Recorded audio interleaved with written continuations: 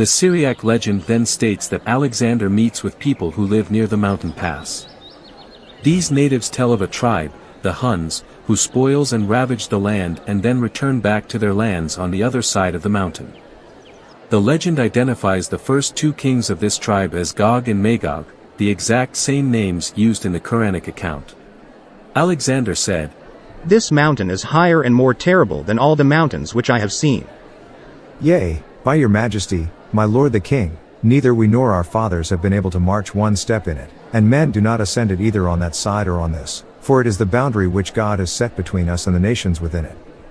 Who are the nations within this mountain upon which we are looking? They are the Huns. Who are their kings? Gog and Magog. Have they come forth to spoil in your days? May God establish thy kingdom and thy crown, my lord the king. These fortresses which have been overturned in our lands and in the lands of the Romans, have been overthrown by them.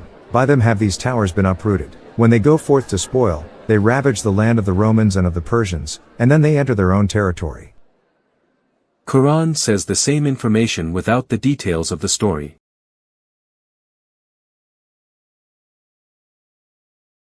Seven. Build a barrier. After speaking with the people about Gog and Magog, Alexander says he will build a barrier, such as a wall or a dam, between the people and the tribes that harass them. The king said, "Do ye desire that we should do something wonderful in this land?"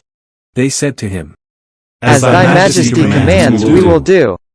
"Let us make a gate of brass and close up this breach." Both the Quran and the Syriac legend record Alexander proclaiming the same message in a speech. 8. Made of iron and brass.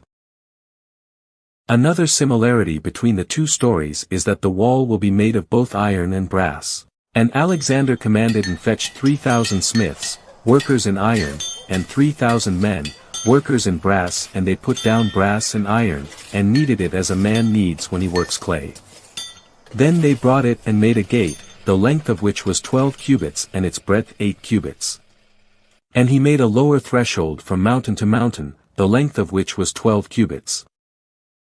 Here the Quranic translators use different words for the second metal: lead, Yusuf Ali, copper, picthol, brass, shakir, but the connection with the Syriac legend is apparent.